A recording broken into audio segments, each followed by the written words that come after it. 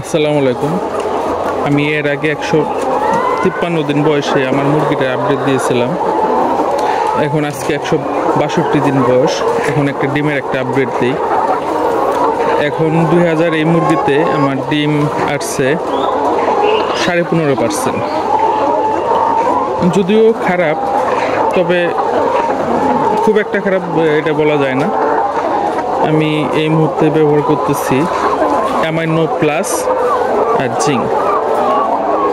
Amino আমি দিচ্ছি সকালে আর জিঙ্ক দিচ্ছি দুপুরে।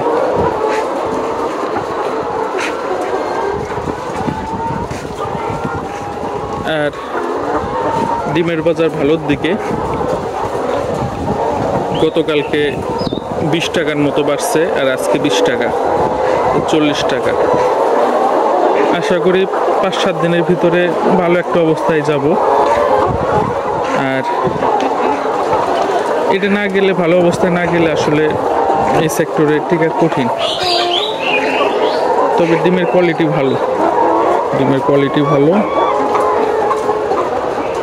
সাইজও সুন্দর, স্ট্যান্ডার্ড সাইজ। আশা করা যায় আর 15 দিনের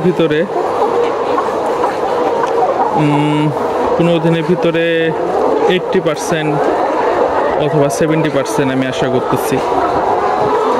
কারণ সব কিছু নির্ভর করে ম্যানেজমেন্টের উপরে। তবে আমি লাইটিং বাড়াই দিচ্ছি। লাইটিং বলতে, আমি আগে আমার লাইটের সারি ছিল 2টা, এখন দিচ্ছি 3 সারি করছি। এখানে একটা আর ওই কর্নারে একটা।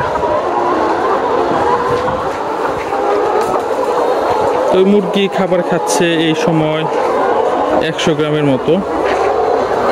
100 গ্রাম খাবার এই বয়সে খাবে। তবে ফুল প্রোডাকশন এসে গেলে 115-20 গ্রাম মতো খাবার খাবে।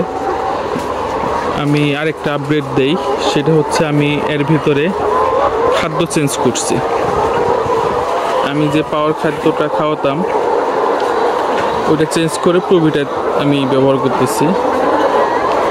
প্রোভিটার খাদ্য এইটা দেখা যাক, আপাতত 15-20 দিন না ইউজ করলে একটা খাদ্য সম্পর্কে কিছু বলা যায় না।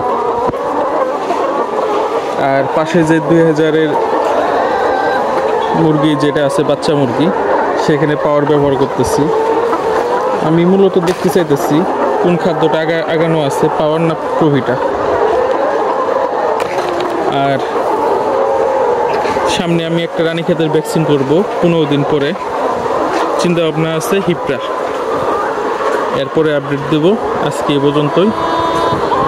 আল্লাহ হাফেজ।